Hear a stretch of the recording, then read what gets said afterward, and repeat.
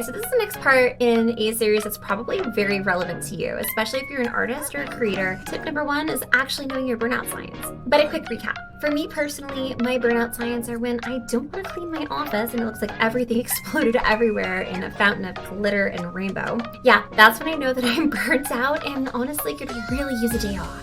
So if you're feeling a little bit like that, that's like your first sign that you probably need to take a little bit of time for yourself and touch some grass.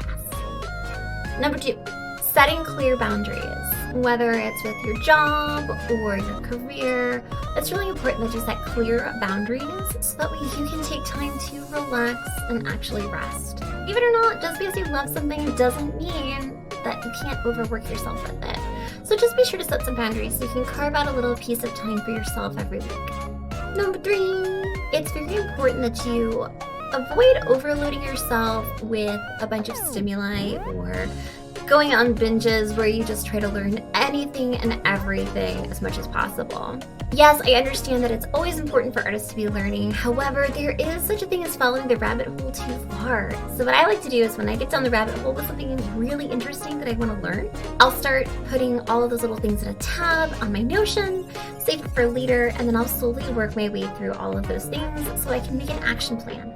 It's better to take those things slowly so you can absorb the information and really make things actionable. And it also keeps you from being overwhelmed. Number 4 is a pretty big one.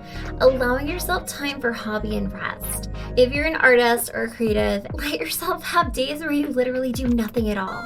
Trust me, your creative brain will thank you for it. Some things that people don't realize is that actually doing nothing and resting is a part of being productive, because you can't be productive 24/7 in doing something. You have to rest. The 5th one is a little bit unorthodox. This is actually something that I personally have found really helps me. Allowing yourself to share imperfect work. What most people don't realize is that social media shows this perfect, polished side of everything, and sometimes those beautiful, messy sketches with tons of life just get lost. So I want to challenge you this month to just post a couple of really messy sketches or imperfect pieces, put them out there, and let me know which one's your favorite. Which one kind of just speaks to you. I can't wait to see them, and I wish you the best in your creative journey.